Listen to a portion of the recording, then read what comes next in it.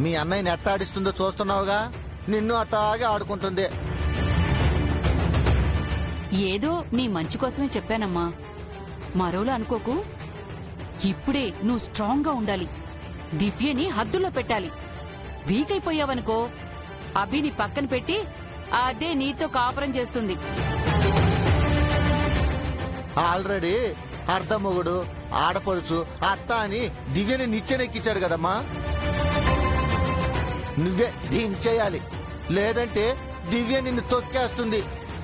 తర్వాత నీ ఇష్టం.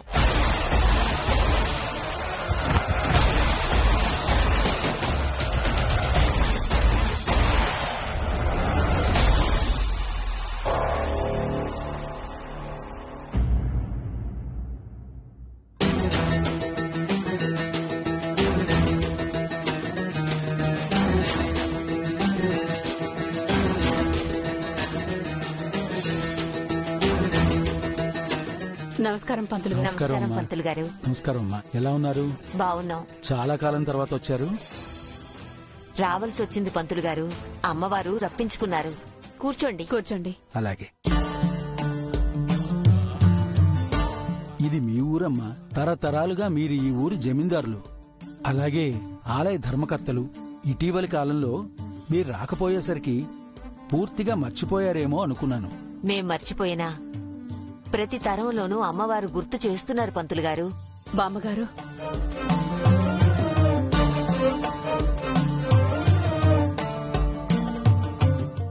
పంతులు గారు గుళ్ళో పూజకు అన్ని ఏర్పాట్లు చేశారా? చేశామమ్మా. ఆ విషయం చెప్పి మిమ్మల్ని గుడికి ఆహ్వానిద్దామని వచ్చాను. ముహూర్తం మించిపోకముందే అందరూ రండి. తప్పకుండా పంతులు గారు, అమ్మవారి కరుణా కటాక్షం కోసం ఎదురు చూస్తున్నాం. ముహూర్తం లోపే వస్తాం. మంచిదమ్మా, వెళ్ళొస్తానమ్మా.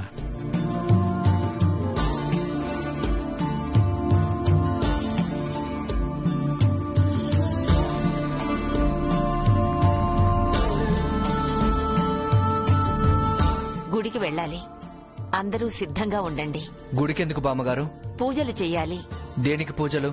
ఇది మా ఊరు బాబు, ఊళ్ళో గుడి కట్టించింది కూడా మేమే. గుడికి మాన్యాలు దానం చేసి ధర్మకర్తలం అయ్యాం. మా సూర్యదేవర వంశీయులు అమ్మవారిని పూజించడం ఆనవాయితీగా వస్తోంది. మీది ఈ వంశం కాదు కదా బామ్మగారు, మీరు ఈ ఇంటి ఆడపడచ్చు కదా.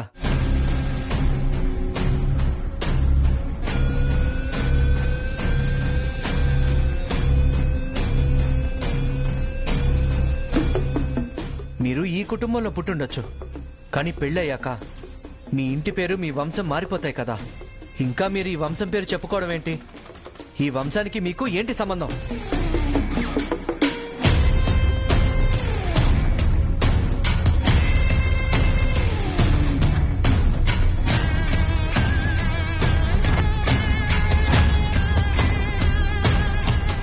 మూడు తరాలుగా ఆవిడ ఈ ఇంటి మూల స్తంభం, పెద్ద దిక్కు, ఈ వంశానికి ఇలవేల్పు లాంటిది. కావచ్చు, కానీ ఆవిడది ఈ వంశం కాదు.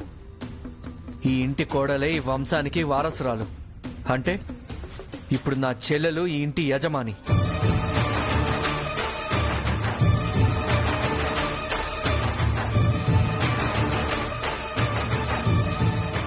ఇండైరెక్ట్ గా దివ్యకి ఇక్కడ హక్కు లేదంటున్నాడు పౌడరు.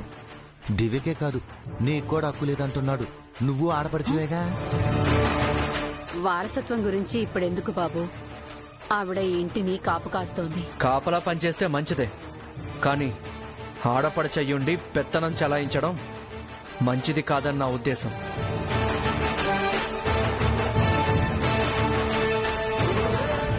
ఆవిడది పెత్తనం కాదు, పెద్దరికం. ఆవిడది పెద్దరికమే. ఆవిడ తర్వాత వాళ్ళు పెత్తనం తీసుకుంటారేమో, నా చెల్లెల్ని తక్కువ చేస్తారేమో అని చెప్తున్నాను. నేను ఆడపడుచునే బాబు, నాకీ ఇంటిపై పెత్తనమేమీ లేదు. పుట్టింటిపై మమకారంతో ఉండిపోయాను. మొండి ప్రాణం ఇంకా పోలేదు. పోయే వరకు పెద్దదానిగా నాకు తోచిన మంచి చెడు చెబుతూ ఉంటాను.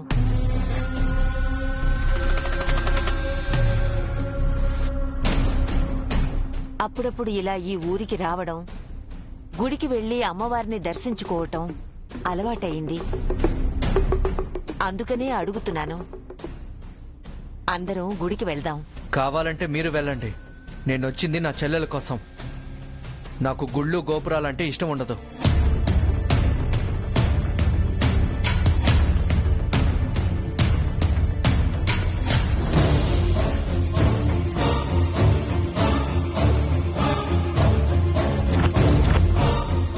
మీరు ఈ ఇంటి అల్లుడు బాబు, మీరు కూడా రావాలి.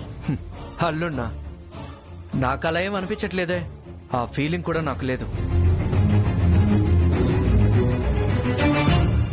మనస్పర్ధలు వస్తాయి పోతాయి బాబు. మనుషుల మధ్య బంధమైతే ఉంటుంది కదా. బంధం అంటే నిజం, నిజాయితీ, నమ్మకం ఉండాలి బామ్మగారు. అబద్ధాలు, మోసాలు, నమ్మక ద్రోహంతో ఏ బంధం నిలబడదు. అసలు అది బంధమే కాదు. అపార్థాలతో ఆలోచనలు మారతాయి బాబు. అపార్థం తొలగినప్పుడు నువ్వు చెప్పిన నిజం, నిజాయితీ, నమ్మకం కనిపిస్తాయి. నేనన్నీ ఆలోచించే మాట్లాడుతున్నాను. నిజాయితీ, నమ్మకం ఉన్న వ్యక్తులు ఎవ్వరూ లేరిక్కడ. అవసరానికి మారే మనుషులు తప్ప ఏ బంధాలు లేవు. సరేలే బాబు, పెద్దదానిగా అడుగుతున్నాను, మీరు గుడికి రావాలి. క్షమించండి, నాకిష్టం లేదు. దివ్య అడిగితే వస్తాడేమో. అడుగు దివ్య. అడుగమ్మా, నామోషెందుకో.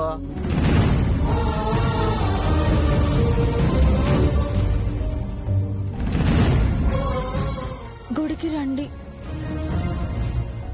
నువ్వు పిలిస్తే అస్సలు రాను.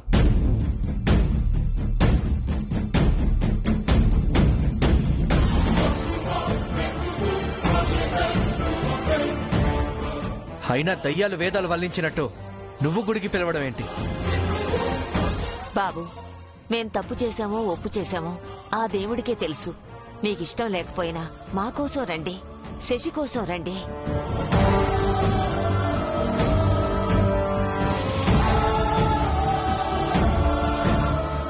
అన్నయ్య వస్తాడు బామ్మగారు, అందరం వెళ్దాం.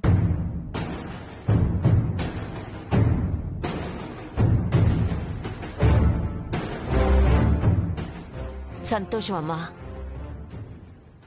త్వరగా రెడీ అవ్వండి.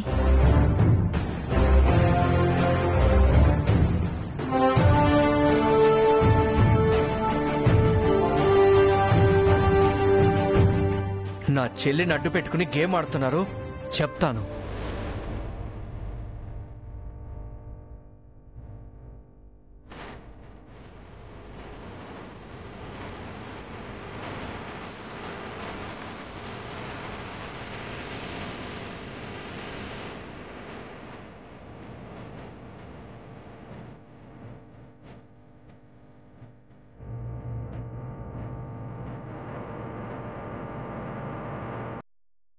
చాణిక్య శశిలపై మన మాటలు బాగా పనిచేసినట్టున్నాయి కదా. అందుకేగా అన్ని మాటలు వస్తున్నాయి. మా ముసల్దాన్ని బలి అడిగాడు. అన్నది ఆవిడ కాదు, దివ్యను. అది దివ్య కూడా అర్థమైంది. పదండి, వెళ్ళి రెడీ అవుదాం.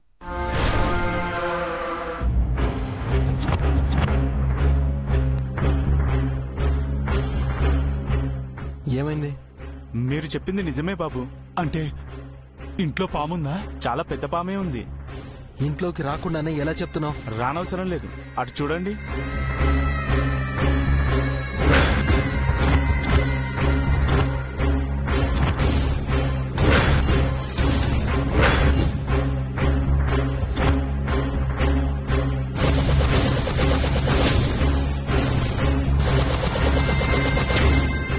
ఇలాంటి పాము నేను ఎప్పుడు చూడలేదు. మీరు సరే అంటే మా వాళ్ళతో వచ్చి పాములు పట్టేస్తా. వద్దు, పాము ఇంట్లో తిరుగుతున్నట్టు ఎవరికీ తెలియకూడదు. ఆ పాము చాలా ప్రమాదకరం బాబు. కాటేసిందంటే క్షణాల్లో ప్రాణాలు పోతాయి. వేరే దారి ఆలోచిద్దాం. పాము విషయం ఎవరికి చెప్పకండి. ప్రాణాలు తీసే పాముని పెట్టుకొని ఇంట్లో ఎలా ఉంటారు బాబు?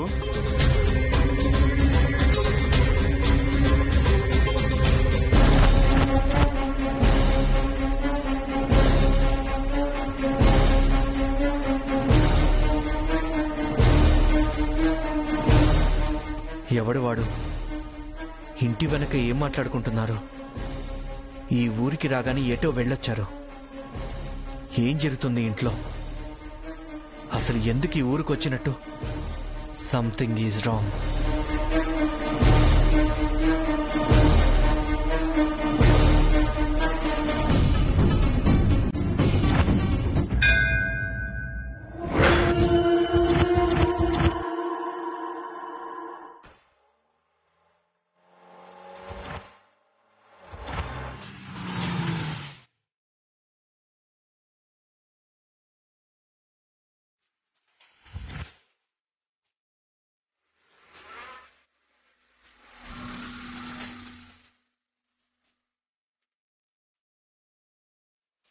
ఏమైంది మేడం?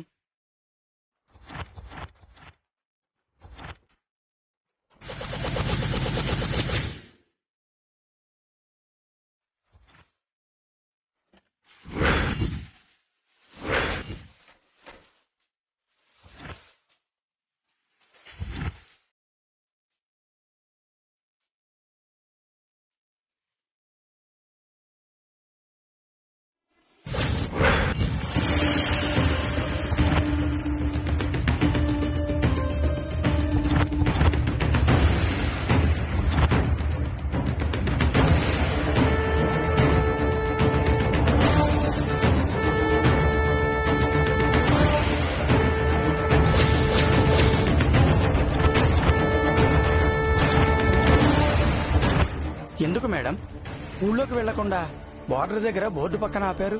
ఇక్కడ నుండి ఊరు మొదలవుతుంది నాగభూషణం. ఇది కేవలం ఊరు పేరు చూపించే బోర్డు కాదు, డెత్ కి వెల్కమ్ బోర్డు. ఈ బోర్డు సాక్షిగా 5 తరాల కోడళ్లు చచ్చారు.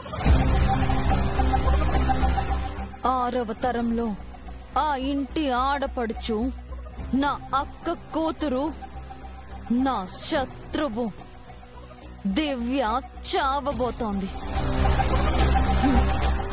మనకు మాత్రం ఊళ్ళోకి ప్రవేశం, కానీ దివ్యకి చావుకి ఆహ్వానం. అందుకే నాకు ఈ బోర్డు అంటే చాలా ఇష్టం.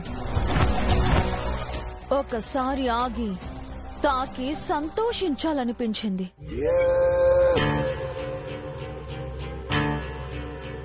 ఆహా, చూసావా ఈ గాలి వాసన? చావు గాలిలో తేలుతున్నట్టుంది. ఈ మట్టిని చూడు, దివ్యను తనలో కలిపేసుకోవాలని ఎదురు చూస్తోంది. ఈ చెట్లు, పక్షులు, పంట పొలాలు అన్నీ చావు సంగీతం పాడుతున్నట్టుగా ఉంది. ఎటు చూసినా చావే కనబడుతోంది. ఆ యమలోకం కూడా ఇంత అందంగా ఉండదేమో, ఆ స్వర్గం కూడా ఇంత ఆనందంగా ఉండదేమో. సూర్యదేవర వంశ పూర్వీకుల ఇల్లు, వాళ్ళ చావులకి పొట్టిల్లు, నాకు ఎంతో ఇష్టమైన దేవీపురం.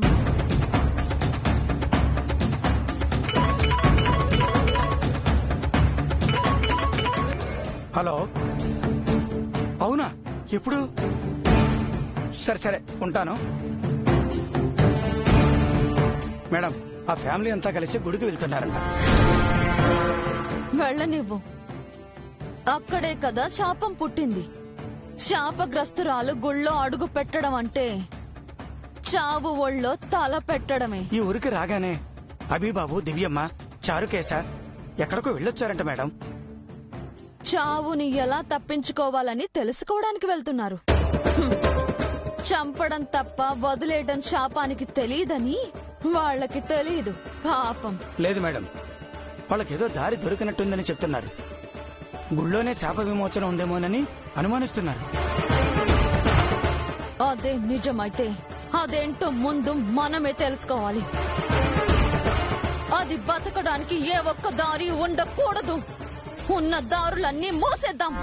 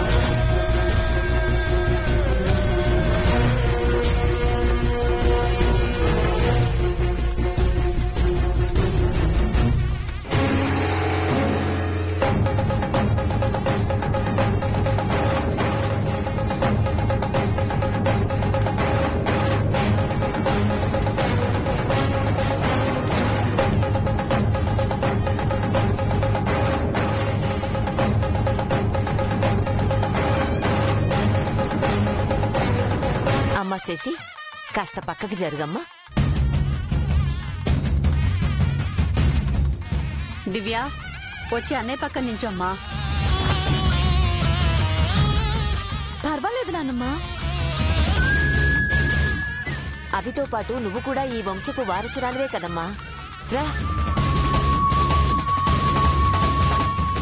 అగ్గి రాసుకుంటుంది చంద్రిక. అవును పౌడరు, మనం ఆచ్యం పోతాం.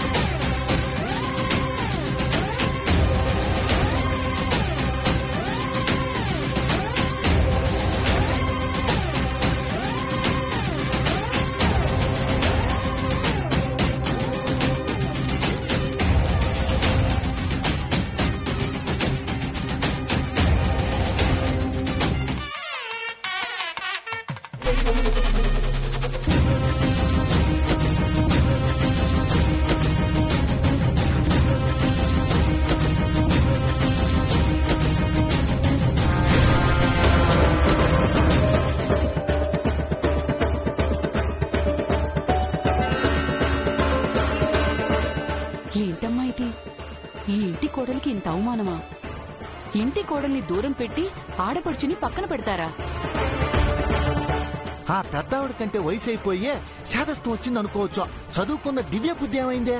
అరే, వచ్చి అన్నయ్య పక్కన నిల్చోమంటే తగుదనమ్మా అంటూ నిల్చోవడమేనా?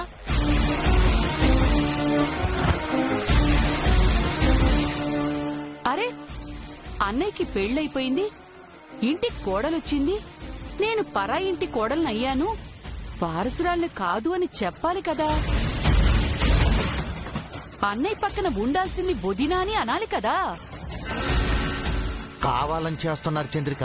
ఇందాక ఇంట్లో చాణక్య బాబు పెద్దావిడ్ని మీ అంశం కాదు అని అది ఇది అన్నాడు కదా, అందుకిది ప్రతీకారమేమో. ఏమోనమ్మా, నిన్ను చూస్తుంటే గుండె తరుక్కుపోతోంది. ఏమైనా అందామంటే ఇది గుడైపోయింది. ముందు ముందు నువ్వు ఎన్ని అవమానాలు పడాలో ఏమో, వచ్చాక తప్పుతుందా? ఏదైనా ఉంటే ఇంట్లో చూసుకుందాం. ఇప్పుడు పదండి అమ్మా. అయినా కోడలను అవమానించి ఆ దివ్య ఏం బాగుపడుతుందిలే. పదమ్మా, అందరూ వెళ్తున్నారు.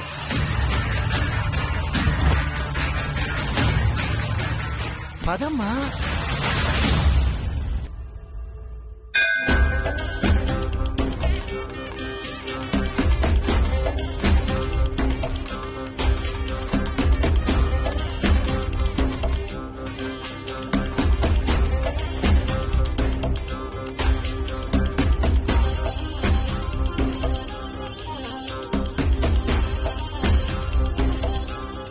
చంద్రిక, శశి, ముందుకు రండి.